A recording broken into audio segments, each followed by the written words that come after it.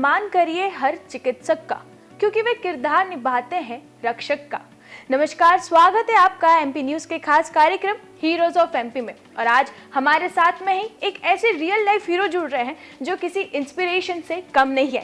We have none other than doctor Sandeep Julka sir, जो specialised है diabetic and thyroid जैसे treatments के लिए। सर, स्वागत है हमारे शो में। एंड मैं चाहूँगी कि आप हमारे दर्शकों को बताएं, सबसे पहले जो डायबिटीज़ वर्ड सुन के ना लोग घबरा जाते हैं, डर जाते हैं, तो मैं जानना चाहूँगी आपसे कि डायबिटीज़ की शुरुआत कैसे होती है, what exactly diabetes is. Thank you very much और बहुत बहुत स्वागत सारे श्रोताओं का। डायबिटीज़ जो है वो एक बीमारी है जो कि गैर संचारी बीमारी है। It is a non communicable disorder. और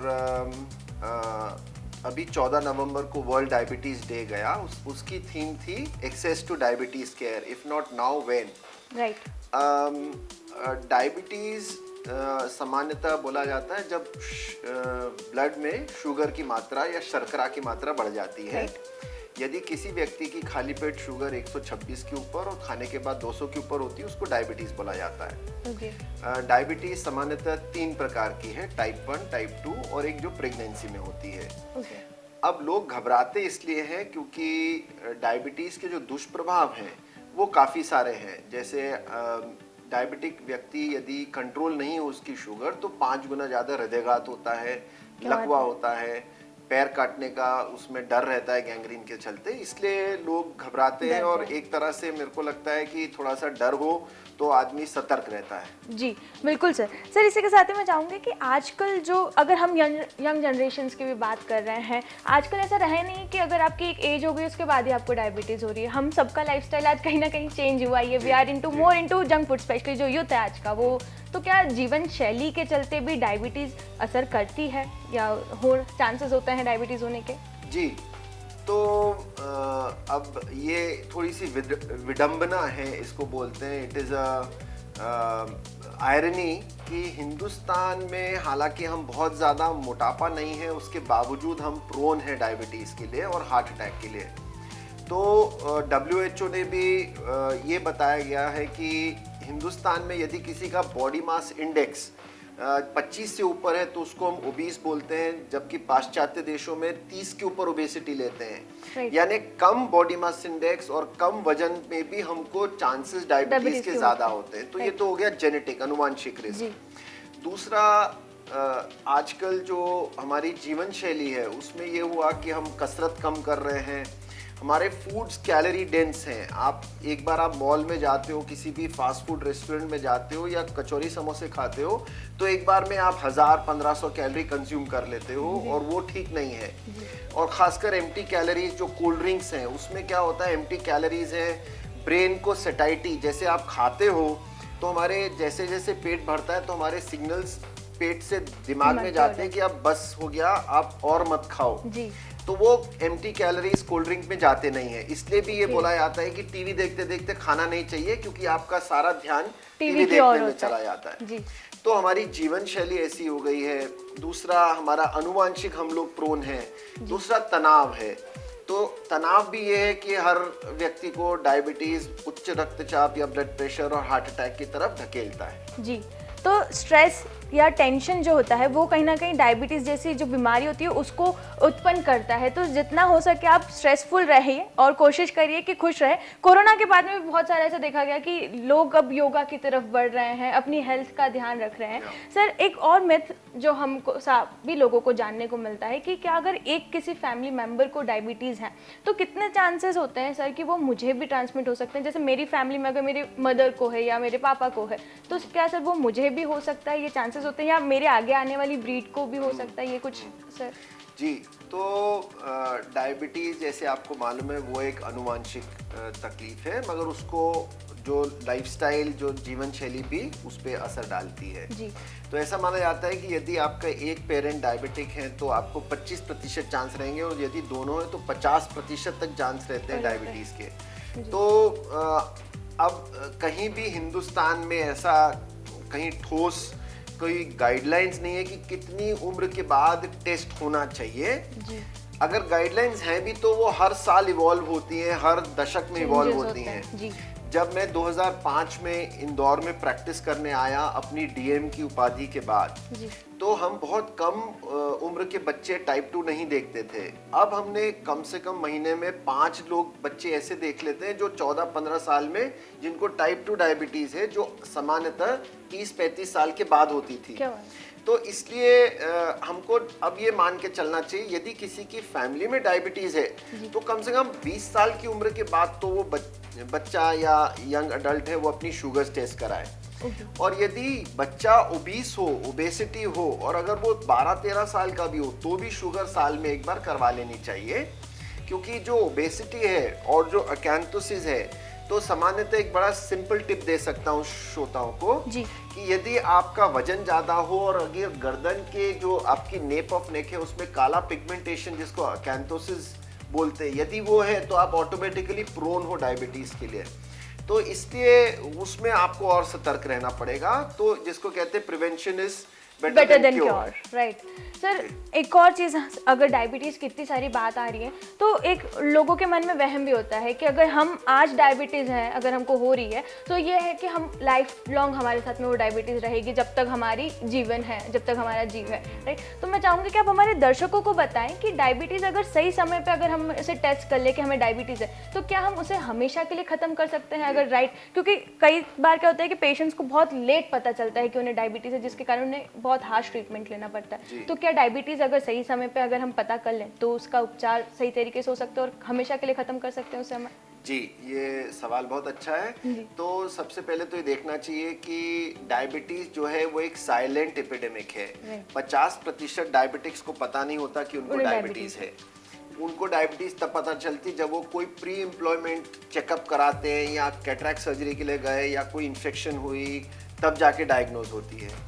दूसरा, यदि डायग्नोज हुई और सही समय पे सही इलाज हुआ तो डायबिटीज रिवर्सिबल कंडीशन है। उसको रिवर्स करा जा सकता है और इतने सालों में हमने बहुत पेशेंट्स के रिवर्सल किया है, राइट। अब वो जो रिवर्सल का ये मतलब हुआ कि दवाइयां बंद हो जाएंगी, बट परहेज जिंदगी भर करना पड़ेगा। तो अगर अगर आपको डायबिटीज है तो वो डायबिटीज आपके अंदर है, और अगर आप परहेज नहीं करोगे तो वो फिर घूम के वापस आएगी। तो परहेज जिंदगी भर चलना है। तो जैसे हम बोलते हैं, जैसे आचार विचार आहार, तो आपका डेली एक्टिविटीज ऐसी हो कि एटलीस्ट 1 घंटा एक्सरसाइज हो, खाने में संतुलित भोजन खाएं, सकारात्मक सोच रखें। तो यदि ये करते रहोगे तो आप बचे रहोगे, नहीं तो फिर डायबिटीज तो आएगी वापस। जी, मैं हमारे दर्शकों को बताना चाहूंगी कि डॉक्टर संदीप झुलका सर फिटनेस को लेके काफ़ी ज़्यादा मोटिवेटेड रहते हैं और हमेशा इंदौर में कई सारी एक्टिविटीज़ करवाते रहते हैं जिससे लोग मोटिवेट हो, स्पेशली जो यूथ हैं वो मोटिवेट हो और वो फिटनेस की तरफ आगे बढ़े। तो हमेशा सर आपको इस तरीके से एक्टिविटीज़ करते हुए देखिए हमें काफ़ी ज़्यादा प्राउड फील होता है कि हाँ, हमारी साइड से हमारे जो मेडिकल जो हमारे हीरोज़ हैं वो सामने आते हैं फिटनेस को आगे बढ़ाने के लिए। सर, हम लोगों ने डायबिटीज़ के बारे में बात करी, उसके उपचार के बारे में बात करी कि अगर वो जल्दी डिटेक्ट कर लें तो उसका ट्रीटमेंट भी इजी हो सकता है, राइट। सर, तो अगर जैसे हम मेरी बात कर रहे हैं, मैं स्वीट्स बहुत खाती हूँ, या अगर सपोज कि मैं बिल्कुल भी नहीं खाती हूँ स्वीट्स, तो क्या मुझे डायबिटीज़ नहीं होगी? क्या स्वीट्स ज़्यादा जो खाते हैं, जो बहुत ज़्यादा मीठा खाते हैं, उनको चांसेस ज़्यादा होते हैं डायबिटीज़ होने के? ये भी बहुत ज़्यादा एक वहम है लोगों के मन में, जिसके लिए अवेयरनेस बहुत इंपॉर्टेंट है। तो मैं चाहूँगी कि इस जो मैथ है इसको आप क्लियर करें हमारी ऑडियंस को, क्योंकि आपसे परफेक्ट मेरे को नहीं लगता कि कोई इस मैथ को क्लियर कर पाएगा। तो उसमें ऐसा है कि मीठा खाने भर से डायबिटीज होती हो ऐसा नहीं है, मगर हाँ, मीठा खाने से और अगर आप एक्सरसाइज नहीं करो तो वेट पुट ऑन होता है, और वेट पुट ऑन होने से डायबिटीज होती है। तो एक थोड़ा सा रिलेशन तो है।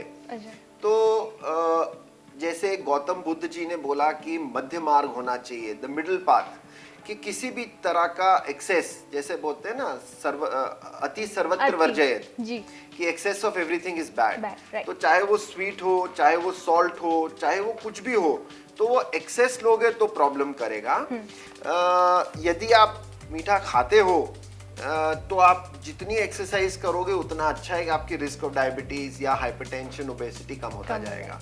तो मीठा खाने से डायबिटीज नहीं होती। यदि आप मीठा खाते गए और सिडेंट्री लाइफस्टाइल है और एक्सरसाइज नहीं करी तो फिर प्रॉब्लम होगा। तो ये जितने भी स्वीट्स लवर आउटसाइड है उनके लिए बहुत ही अच्छी सी खबर सर ने बताई है कि अगर आप एक्सेसिव स्वीट खाते हो तो उतना ही इंपॉर्टेंट है कि आप एक्सरसाइजेस भी करो, आप मॉर्निंग वॉक करो, अब हाफ एन आवर या 1 आवर भी वॉक करेंगे, एक्सरसाइज डेली करेंगे, तो वो कहीं ना कहीं एडजस्ट हो जाएगा दोनों चीज़ें।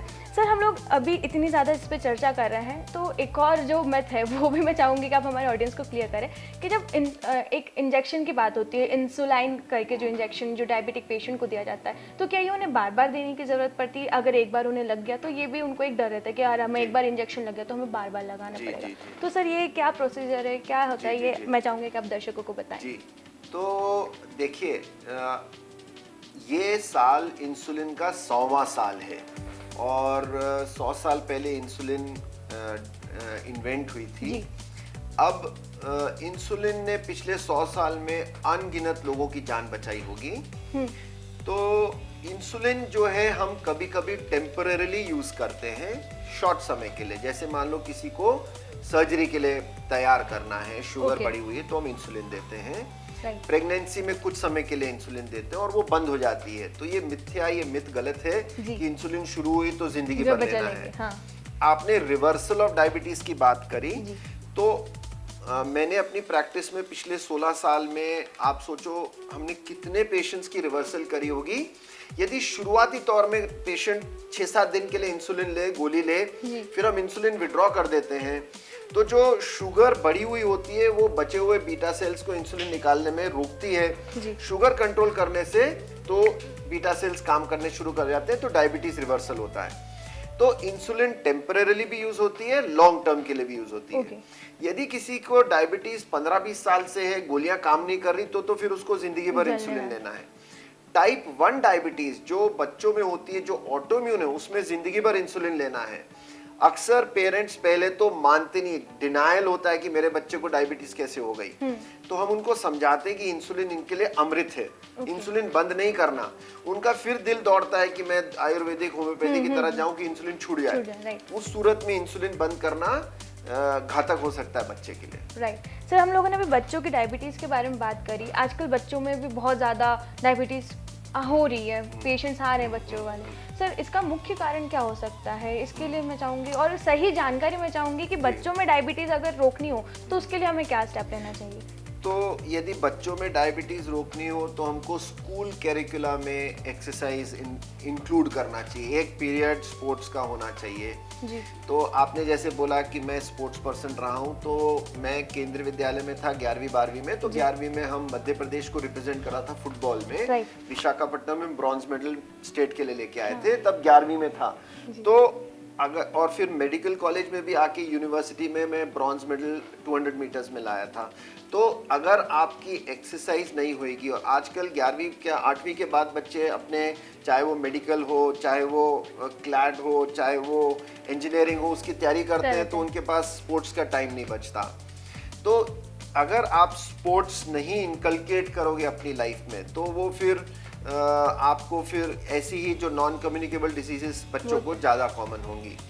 फिर जो हेल्दी लाइफस्टाइल, तो मैं ये बोलता हूँ जो पुराने ज़माने में दादी माँ के नुस्खे होते थे कि आप खाना खाओ, संतुलित खाओ, सब्जियाँ खाओ, चबा कर खाओ। आजकल जैसे बहुत अच्छी चीज़ बोलते हैं कि अगर हम क्या करते हैं, अपने दांतों का काम हाथों से लेते हैं, खाना एकदम गॉबल कर लेते हैं, दिमाग को पता भी नहीं लगता, तो आप ओवर ईट कर जाते हो और चबा के नहीं खाते हो। आप चबा के खाओगे तो आपके जो डाइजेस्टिव जूसेस हैं, आप पचेगा भी खाना अच्छे से। तो और फिर रात को जल्दी सो, जल्दी उठो। तो ये सब चीज़ें अपने को, वो सब चीज़ें सोच के रखनी चाहिए कि वो बहुत ज़रूरी थी हमारे लिए। तो लाइफस्टाइल जो है बच्चों का आजकल काफ़ी ज़्यादा बिगड़ जाए। कोरोना के बाद तो सर ऑनलाइन क्लासेस भी आई थी, कोरोना के टाइम पे भी ऑनलाइन क्लासेस रही। अभी भी बच्चों को डर लग रहा है, पेरेंट्स को ही डर है कि हम बच्चों को कैसे भेजें अभी की सिचुएशन में। तो ऑनलाइन क्लासेस के चक्कर में भी सर बच्चे बहुत ज़्यादा यूज्ड हो गए, कंफर्टेबल हो गए उनके उस जोन में। Now they don't want to go to school और डूइंग एक्सरसाइजेस। बट बच्चों के लिए एक्सरसाइजेस एंड मैंडेटरी जो चीज़ अभी आपने बताई, जैसे पुराना जो हमारा जो साइंस है, पुराने जो हमारे दादी मम्मा के यूज हैं, वो सही में भी बहुत हेल्पफुल रहते हैं हमारी खुद की हेल्थ बेनिफिट के लिए। सर इसी के साथ ही मैं जानना चाहूँगी कि डायबिटीज़ के जो पेशेंट्स हैं वो काफ़ी ज़्यादा परेशान थे कोरोना के टाइम पे, क्योंकि उन्हें पता नहीं था कि उन्हें कौन सी वैक्सीन लगवानी है। तो मैं चाहूँगी कि आप बताएं हमारे दर्शकों को कि डायबिटीज़ के जो पेशेंट्स हैं उनके लिए कौन सी वैक्सीन चाहिए और कितने ड्यूरेशन में वो लगवा सकते हैं। अब देखिए, डायबिटिक पेशेंट यदि शुगर्स अनकंट्रोल्ड हो तो उनकी जो रोग प्रतिरोधक क्षमता है वो कम होती है, इम्यूनिटी कम है, इसमें शक की बात नहीं है। इसलिए आपने देखा कि पिछले 2 साल में उन पेशेंट्स को ज़्यादा प्रॉब्लम हुई जो अनकंट्रोल्ड डायबिटीज़ थी, वही आईसीयू में ज़्यादा गए, वही ज़्यादा उनकी जाने गई। तो वैक्सीनेशन, वैसे भी इन्फ्लुएंजा वैक्सीन और न्यूमोकोकल वैक्सीन तो सामान्यतः हर डायबिटिक को लगवाना चाहिए। इन्फ्लुएंजा का स्ट्रेन चेंज होता है तो हर साल उसका स्ट्रेन चेंज होता है तो उसका वैक्सीन चेंज होता है। कोविड वैक्सीन तो मैं कोरोना वैक्सीन जो आपको मिले वो लगवाएं, फर्स्ट और सेकंड डोज लगवाएं जी। अभी भी कुछ लोग हैं जिन्होंने वैक्सीनेशन नहीं कराया, मैं बोलता हूं वो अपने लिए नहीं, समाज के लिए भी, जिसको कहते हैं कि वो खतरा है, क्योंकि जो वायरस जाके उनमें जो म्यूटेट होता है वो म्यूटेशन उन्हीं में ज्यादा होगी। अगर मैं वैक्सीनेटेड हूं, ऐसा नहीं है कि मेरे को इन्फेक्शन नहीं होगी, मगर वो मेरे को छू के निकल जाएगी, इन्फेक्शन प्रॉब्लम नहीं होगी। अनवैक्सीनेटेड में वो ज्यादा समय तक रहेगी, म्यूटेशन होगी, और फिर हमारा वैक्सीनेशन इसलिए बोलते हैं इम्यून एस्केप होता है कि आपका वैक्सीन काम नहीं कर रहा। अभी जो नया वेरिएंट आया वो यही अब सब सोच रहे हैं कि शायद वो काम नहीं करे जैसे। तो वैक्सीनेशन इंपॉर्टेंट है, ब्लड शुगर कंट्रोल इंपॉर्टेंट है, ब्लड प्रेशर कंट्रोल इंपॉर्टेंट है डायबिटिक में। ये सारी चीज़ें हैं जो हमें अगर टाइम टू टाइम अगर हम इन सारी चीज़ों का ध्यान रखें तो जो मेजर प्रॉब्लम्स होती हैं, जो मेजर अगर सर्जरी तक बात जाती है, वो हम लोग स्केप कर सकते हैं, उस चीज़ से हम बच सकते हैं कहीं ना कहीं। सर, मैं जानना चाहूँगी कि डायबिटिक जब एक पेशेंट होता है तो उसके लिए एक बहुत इंपॉर्टेंट चीज़ हो जाती है कि अगर वो सही में अपना ब्लड शुगर कंट्रोल नहीं करते तो उसके सारे बहुत ज़्यादा दुष्प्रभाव होते हैं। तो मैं चाहूँगी कि आप हमारे दर्शकों को बताएं कि क्या क्या दुष्प्रभाव उन्हें फेस करने पड़ सकते हैं अगर वो सही में ब्लड शुगर अपना कंट्रोल ना करें तो। देखिए, जो ब्लड शुगर है, शर्करा, वो ब्लड में बढ़ती है जी। ब्लड जहाँ जहाँ जाएगा वहाँ वहाँ तकलीफ करेगा। आप दिमाग से शुरू कर लीजिए और नीचे पैर तक चले जाइए। दिमाग में जो लकवा है उसके 5 गुना ज़्यादा चांसेस हो जाते हैं, मेमोरी लॉस के चांसेस हो जाते हैं, अल्जाइमर्स का रिस्क बढ़ जाता है। फिर आप आंखों पे आओगे तो अंधापन, जो लीगल ब्लाइंडनेस का कॉमनेस्ट कॉज जो है वो डायबिटीज है जी। फिर आप आओगे आपके दिल पे, 5 गुना ज़्यादा हृदयघात होता है, कम एज में होता है, बाईपास की रिक्वायरमेंट ज़्यादा होती है। फिर आओगे गुर्दों पे, फेफड़े पे, डायबिटिक्स में जो लॉन्ग कोविड सिंड्रोम वो ज़्यादा देखा गया, लंग्स में ज़्यादा प्रॉब्लम देखी गई, ज़्यादा इन्वॉल्वमेंट देखा गया, और अब भी वही कई लोग हैं जो ऑक्सीजनेटर पे हैं।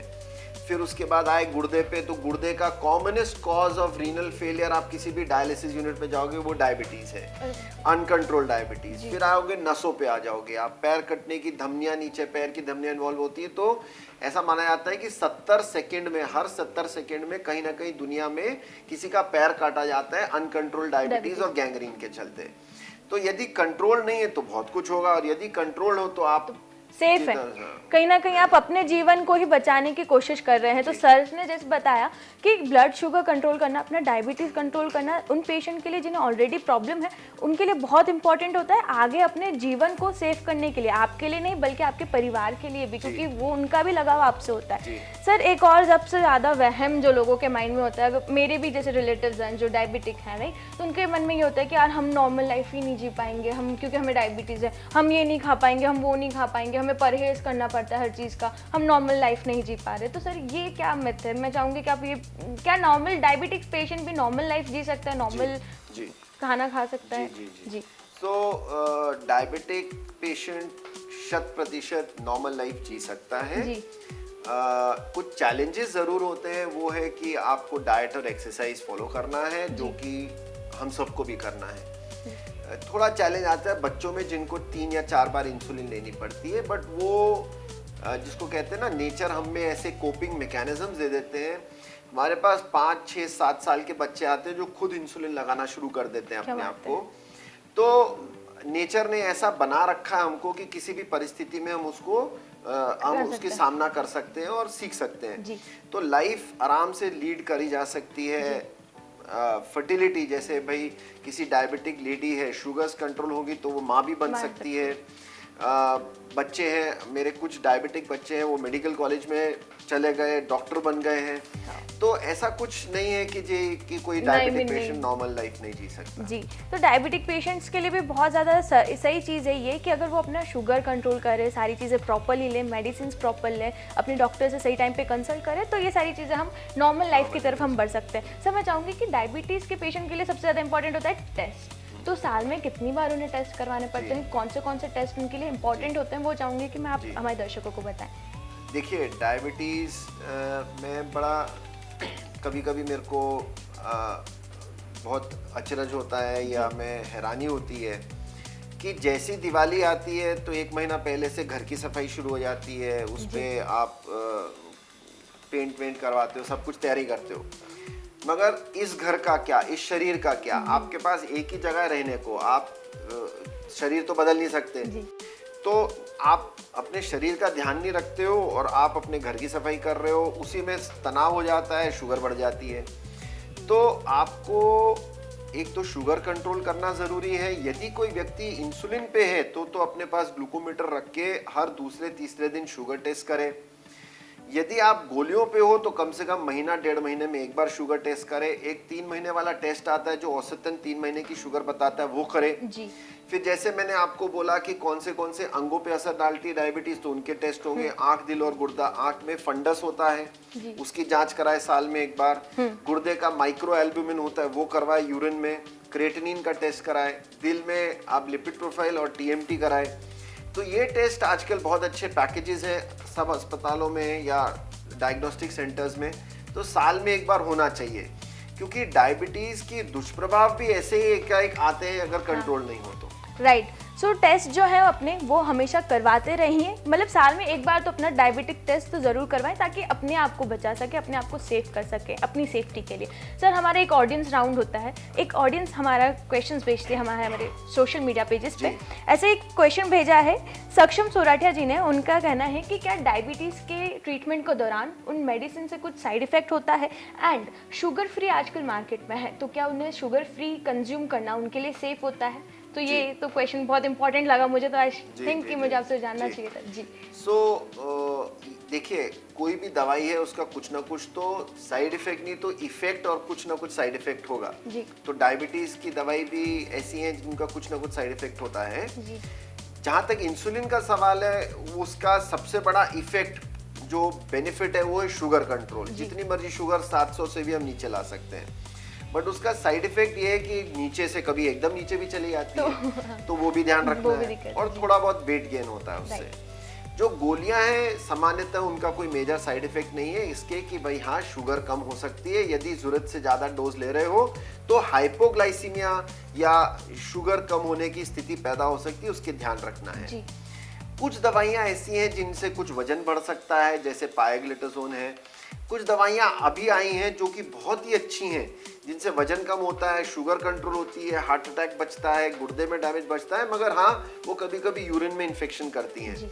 तो जब आप अपने डॉक्टर के पास जाओगे, वो आपको जब दवाई प्रिस्क्राइब करेगा वो आपको जरूर समझाएगा कि इस दवाई के ये इफेक्ट है और ये साइड इफेक्ट्स है। तो आप इसलिए जरूरी है कि आप अपने डॉक्टर्स से कंसल्ट करते रहे टाइम टू टाइम जी। सर शुगर फ्री कंज्यूम करना डायबिटिक पेशेंट्स के लिए सही है? बिल्कुल, आप शुगर फ्री कंज्यूम कर सकते हैं, मगर उसकी मात्रा ऐसी हो कि बहुत एक्सेस नहीं हो। जैसे फिर मैंने बोला गौतम बुद्ध का मध्य मार्ग।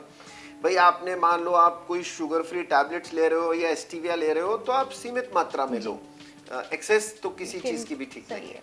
सर इसी के साथ ही मैं चाहूंगी कि आप हमारे दर्शकों को कोई मैसेज दें। जी देखिए, मैसेज में एक चलो संस्कृत का श्लोक सुनाता हूँ। सर्वे भवन्तु सुखिनः, सर्वे सन्तु निरामयः, सर्वे भद्राणि पश्यन्तु मा कश्चित् दुःख भाग् भवेत्। जो हमारी जो भारतीय संस्कृति ये है, ये श्लोक कितने 100 साल पुराना हो सकता है, 1000 साल पुराना हो, कि हम चाहते हैं कि सब है वो निरोग रहें, सुखी रहें और किसी भी विपदा से दूर रहें। तो हम भी ये चाहते हैं कि सब ऐसे ही रहें, मगर आजकल का जो माहौल ऐसा है कि अगर हम अपना बचाव नहीं करेंगे तो कुछ ना कुछ बीमारी आएगी। और जो इलनेस है, कहते हैं health is the crown on a healthy person, only the ill can see. जिसकी तबीयत खराब है उसी को समझ आता है कि सेहत की कितनी ज़रूरी होती है। तो और जैसे बोलते हैं ना, सुख में सुमरन सब करे, दुख में करे ना कोई, जो सुख में सुमरन करे दुख काहे कोय। तो मैं बोलता हूँ कि दुख में कसरत सब करे, सुख में करे ना कोई, जो सुख में कसरत करे दुख काहे कोय।